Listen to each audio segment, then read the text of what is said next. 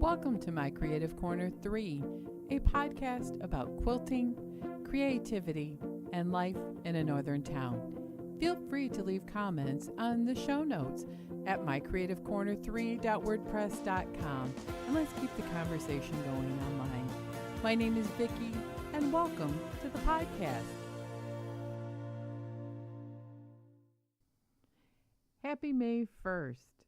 I am so glad May is here. April kind of bogged me down with that 40 inches of snow we got, but it's 77 degrees today. The wind is howling outside, which means that the snow is melting and rain is coming actually tonight. My garden is starting to wake up.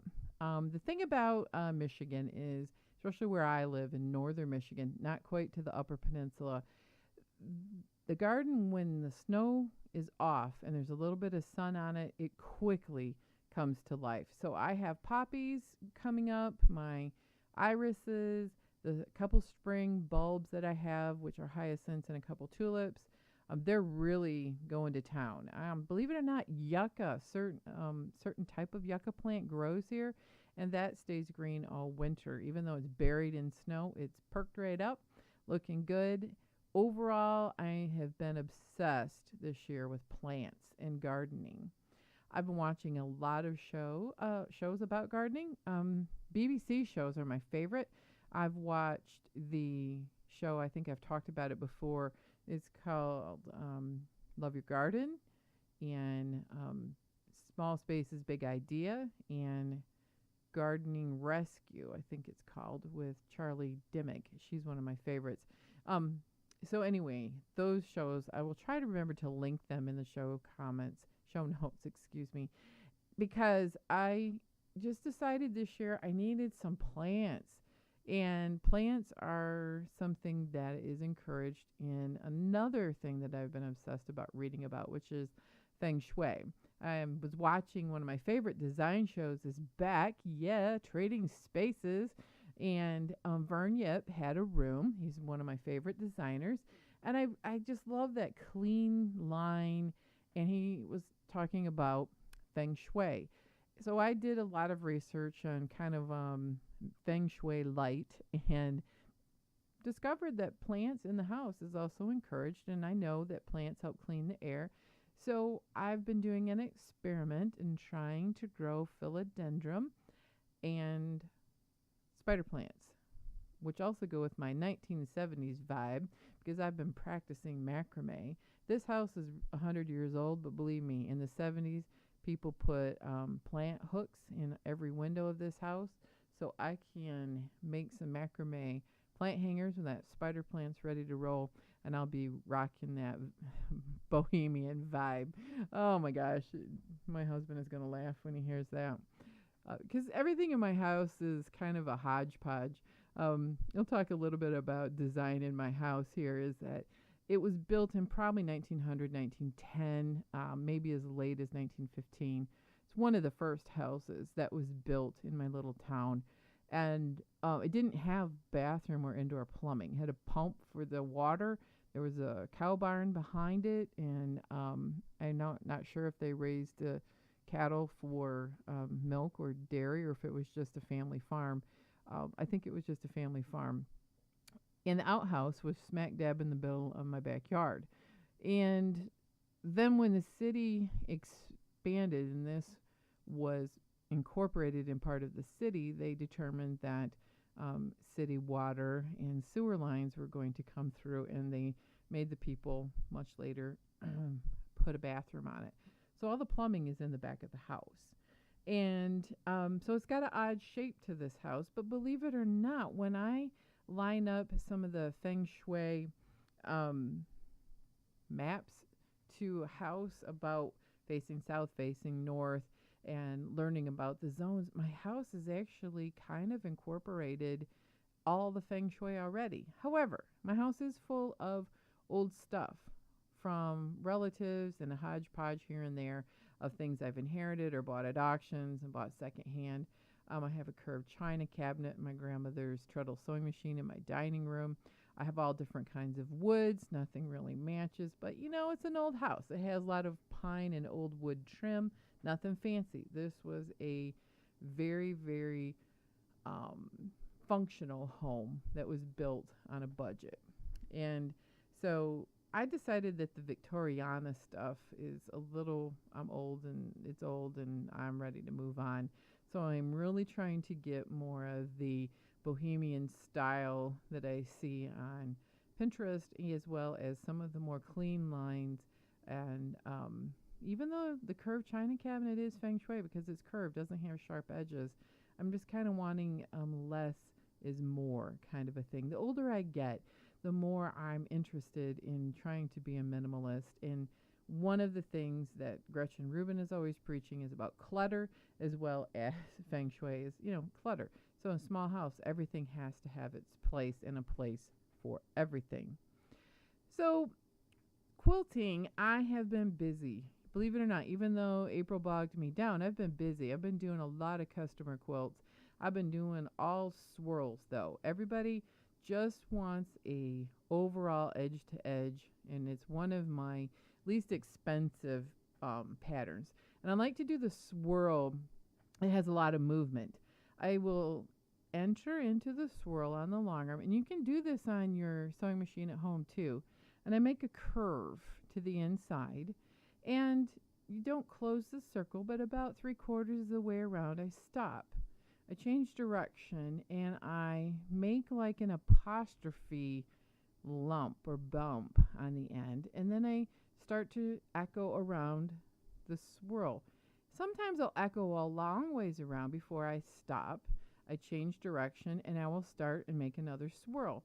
Sometimes I'll leave the swirl more open. Sometimes it's more closed and has more lines. But really, I like this pattern because there's a lot of rhythm and movement, and you can get super into the zone or maybe zen or in the flow state. These are all different words I've heard to describe this moment where you just feel like your mind is free and you are doing something that makes you feel good, and I feel very creative and at one with the universe and at peace, and just really focus on what I'm doing and have fun with it. So that's my swirl. But there's lots of different types of swirls out there, and sometimes I will incorporate different ones for different projects. There's some really elongated swirls with lots of echoes. I've seen those in Angela Walters types of creating. I've also seen Judy Madsen do swirls with feathers on the back of them. I've seen Krista Watson has a lot of different feathers. Some of them don't have a lot of movement. They just swirl around, no changing direction. But I want to say that Angela Walters and some other people like her have done these swirls with lots of direction changes, and I like them. And I don't like the pointy middles. I like the rounded apostrophe. Now, quilting inspiration. A friend of mine gave me a book from, I think it's about 2006 was the copyright date. Nope, 2009. It is something from American Quilter Society. I'm reading off my phone. Sorry about my stilted voice there. My friend went to Paducah in about that year, and she went on the quilting trip of a lifetime with her best friend, and she bought this book. But she decided that free motion quilting just wasn't her thing. So I quilt most of her quilts for her.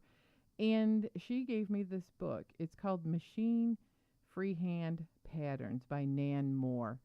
Oh my gosh, Nan Moore, I think, was ahead of her time. This has got some awesome motifs, edge-to-edge designs, textured. I really like it, and it was really inspiring to me to kind of get back into the doodling of different shapes and different things that I haven't seen in a while. Maybe they're old school. I don't know, but I think they look modern and fresh to me. So enjoy that book if you can find it. It's probably I don't know if it's still in print or not, but you might be able to find it out in the internet. I loved it. I loved it. Freehand. We call it free motion now, don't we? See, that's just what I just love it. I love it. So overall, I've been watching gardening shows. We talked about that. I'm not planting a vegetable garden, just doing perennials, and I want to spruce up my yard. Then I've been swirling it around, swirling it up, as I call it. In fact, if you follow me on Instagram, I use the hashtag I am the queen of swirls because I do so much of it and I love them so much. Just swirling it up. Now, the other thing on Instagram I found is someone is doing a 30-day improv challenge. And I may have talked about this last podcast, but I'm getting about halfway through it. I haven't done an improv block every single day, but I did set up some rules for myself as well as following the rules of the person who has the hashtag 3 times 30 times 30 days improv challenge, I think it is. You have to check my Instagram account for it. The rules are it's 3 fabrics. Random is how she's doing it. I can't do exact random. But I had a plan of another improv quilt that I was doing, and it kind of morphed into this. And I'm picking 3 fabrics for a modern row quilt that I'm doing. This is going to be all improv, row by row. Each has a theme, and it's a nature themed quilt, and it's an odd shape. I decided to go 6.5 inches wide by 7.5 inches long in a rectangular improv shape, and I'm trying to force myself to do different things. Improv is something that, I'm trying to be improvisational, not doing the same things over and over that I know. And it's really taught me a lot. In fact, the first couple days, it wound up being a massive block. That's not going to go in this quilt, but it was a great learning experience. And I found that, again, minimalism is coming up. Improv, for me, when I'm quilting on these blocks this size, less is more. And being edited down to only 3 fabrics in certain size has made me realize that you really have to edit down all of the chaos or the quilt just looks a mess. So the messy block went out, and I'm really liking where this is going and taking shape. Overall, I'm going to try to do about 30. I got to count how many I need for it to actually come out to the right shape, and I think close to 30 will do it. Overall, I think we'd give it a try. It's a great exercise. Some of them have taken me shorter than 30 minutes, and some of the blocks have taken me longer. You can always join in. I think it's a great way to do a short version of a 100-day challenge. 100-day challenge was hard when I've done that in the past, and that's on online on Instagram, as well as part of many local art councils, which is where I've heard of it before. So the 100-day challenge, I know, just wrapped up for a lot of people, and I'm just working on my little 30-day challenge. The other thing I want to do is I was looking for a photo a day challenge for Instagram, and I found somebody who is doing one that is craft and quilt themed, and I just figured out her hashtag, which is hashtag AQS Photo Challenge 2018. And I love this photography challenge. It's by AQ Adventure Quilters, what that stands for, Adventurous Quilters, sorry. So day 1 is space, color, inspiration, and she did it so would be broad enough topics that people could also do non-quilting topics, non-quilting photos. So I'm pretty excited about that.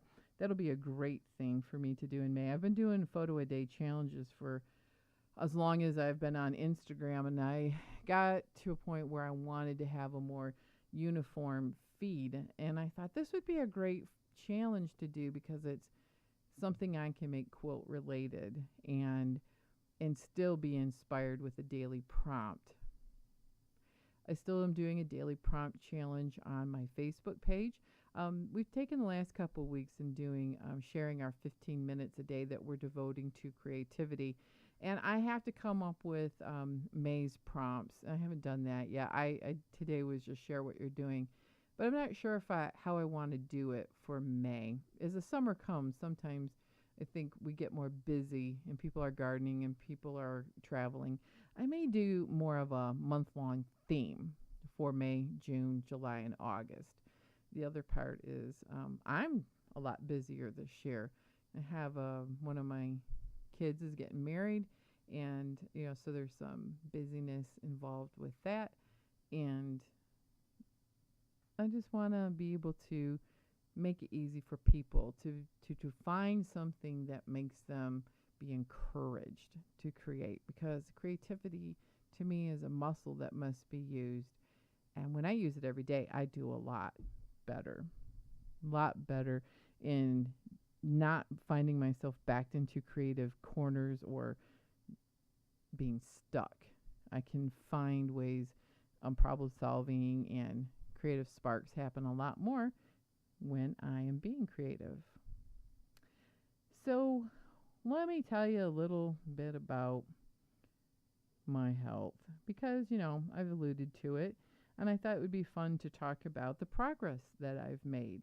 My health is pretty good for somebody who has a lot of chronic health problems. Like, I have a middle ear problem called Meniere's disease, and it flares up a lot and can make me feel dizzy, and it's allergy related, it's autoimmune, and it's just one of those gigs that I've had it since I was in my late teens and even before that. And so I kind of get used to it. It waylays me once in a while.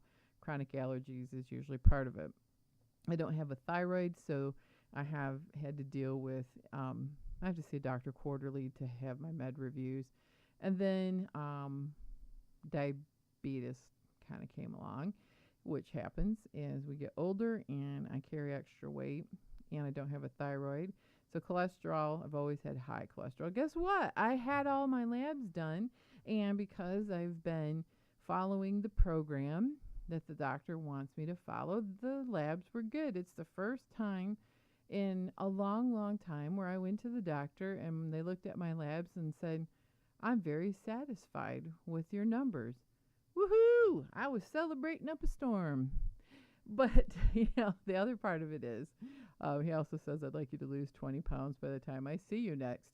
I'm like, boo-hoo, that's been a problem. But I have lost some weight over the winter, even though I haven't been able to exercise as much, because I did the classic don't do this thing, okay?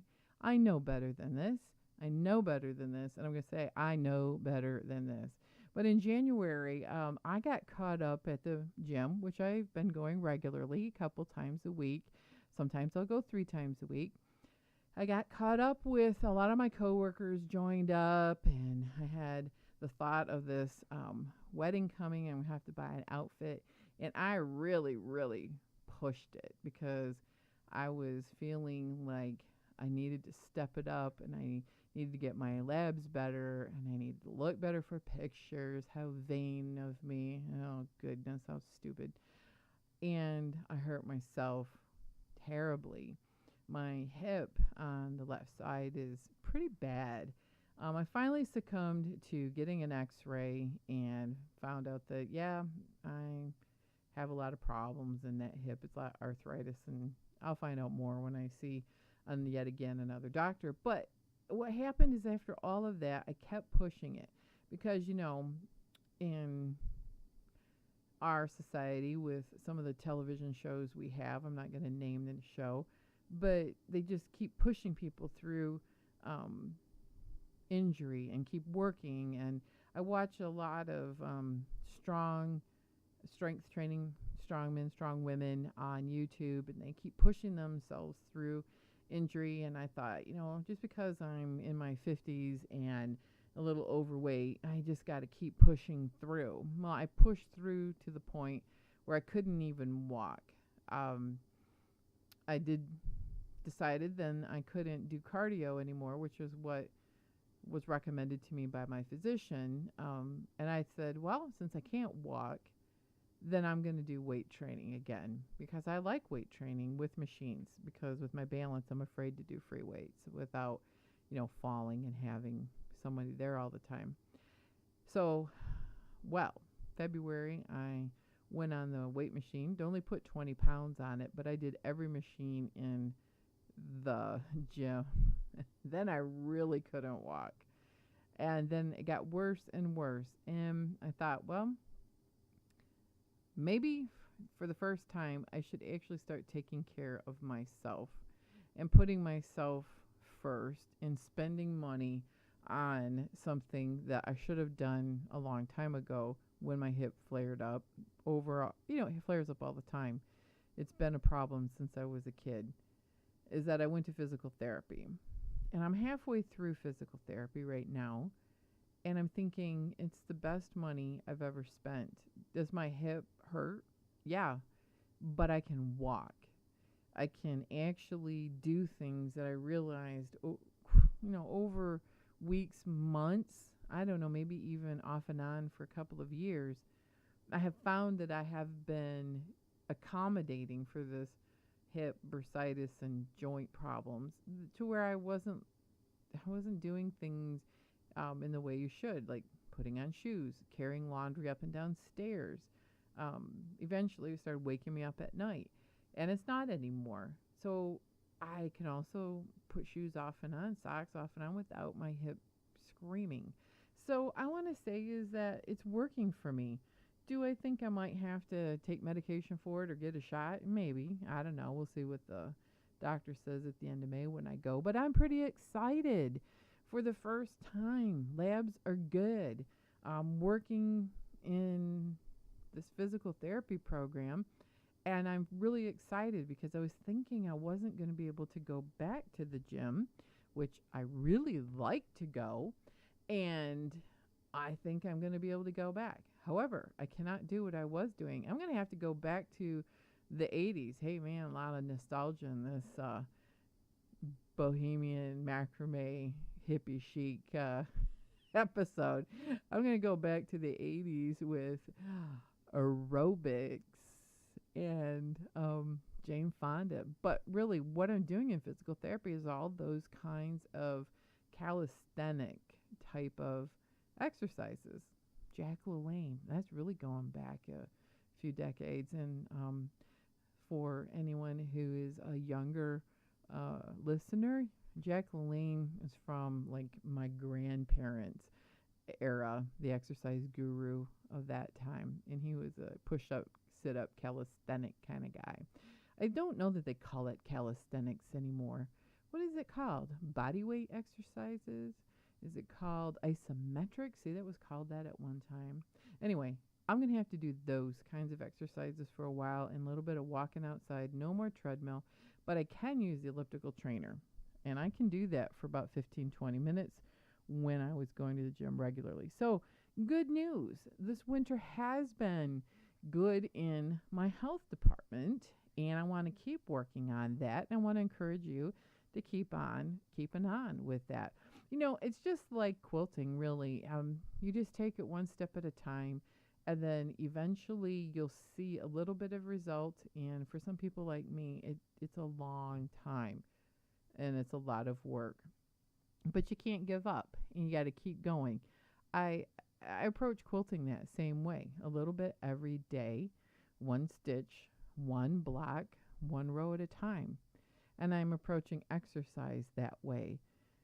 One exercise, one workout session, one day at a time. And that's how I'm going to approach it over the summer, hoping that maybe I can actually, I don't know if I can get 20 pounds off by my next doctor's appointment, but I surely would love to have less weight because less weight will make less work for my joints. So I want to encourage everybody to be healthy, take care of yourself, and create. Now, if you could do this task for me, I would really, really appreciate it. I don't have very many reviews on iTunes, and I really would like to encourage people to be part of the podcast and the continuing conversation that we have. I love getting comments on my website, blog, if you will. I don't know if they're called blogs anymore. I'm really feeling the generation gap here, people, so help me out.